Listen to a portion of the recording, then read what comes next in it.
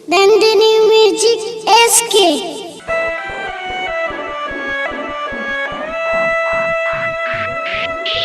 DJ Amit Tiwari कठपुतली मेहरारू के हाथ के कठपुतली छूट गईल पेन्हल साया साड़ी सूट सलवार भी छूट गईल। छूट गईल पेन्हल साया साड़ी सूट सलवार भी छूट गईल।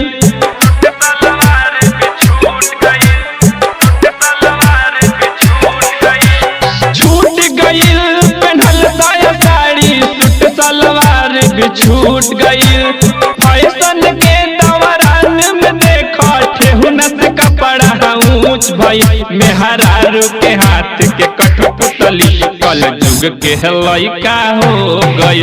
मेहरारू के हाथ के कठपुतली कल जुग के लइका हो गई। डीजे अमित तिवारी मेहरारू के हाथ के कठपुतली मेहरारू के हाथ के कठपुतली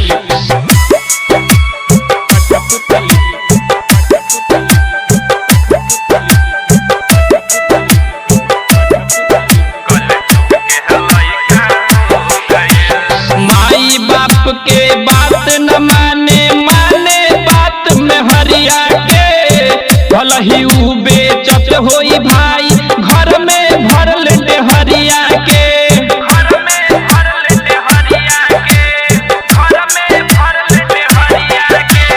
माई बाप के बात न माने बात में हरिया के भल ही उ बेचत होई भाई घर में भरल हरिया के। सिर पर कबहू करे न पर्दा पतोहिया के आगे बेटी झूठ भई मेहरारू के हाथ के कठपुतली कल जुग के लइका हो गई। मेहरारू के हाथ के कठपुतली कल जुग के लइका हो गई। मेहरारू के हाथ के कठपुतली मेहरारू के हाथ के कठपुतली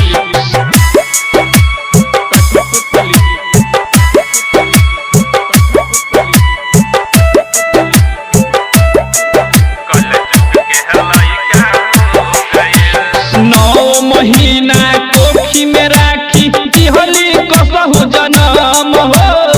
कसहु बबुआ सुख में रहे सोचे दिन दुपहर हो।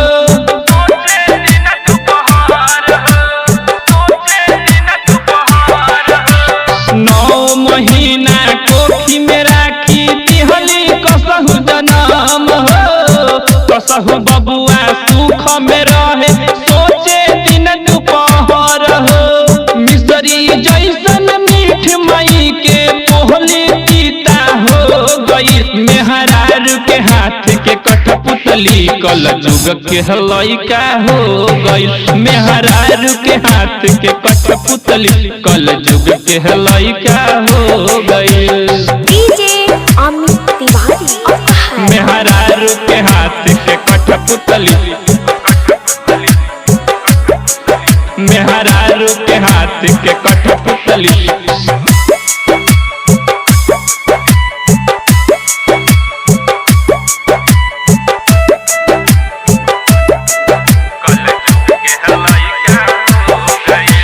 रसीला रंजीत कहे बतिया सुनला के ध्यान हो। माई से तू कर प्रीतिया बाबू के कर सम्मान हो।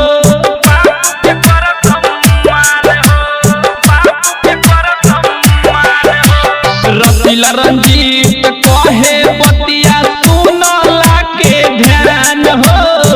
माई से तू कर प्रीतिया बाबू के कर सम्मान हो। संजय सवरिया संगे अविनाश अमित बेगाना हो गईल। मेहरारू के के हाथ के कठपुतली कल जुग के लइका हो गई। मेहरारू के हाथ के कठपुतली कल जुग के लइका हो गई। Nandini recording studio, Bajrang Chowk, Basantpur.